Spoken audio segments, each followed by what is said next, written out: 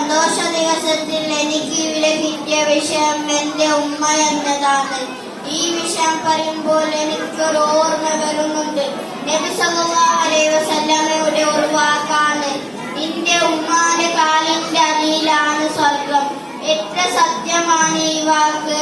ഉമ്മയെ സ്നേഹിച്ചാൽ സ്വർഗം കിട്ടും, ഉമ്മയെ വേദനിപ്പിച്ചാൽ നരകം ഉറപ്പാണ്. നമ്മിൽ പലരും ഈ വാക്കിന്റെ സത്യം മറന്നു പോയിരിക്കുന്നു. ഒരിക്കലും ഉമ്മയെ വേദനിപ്പിക്കാൻ പാടില്ല. ഉമ്മയെ സ്നേഹിച്ചു സ്വർഗത്തിലേക്ക് പോകുന്നവരിൽ നമ്മെ ഉൾപ്പെടുത്തട്ടെ. ആമീൻ. അസ്സലാമു അലൈക്കും.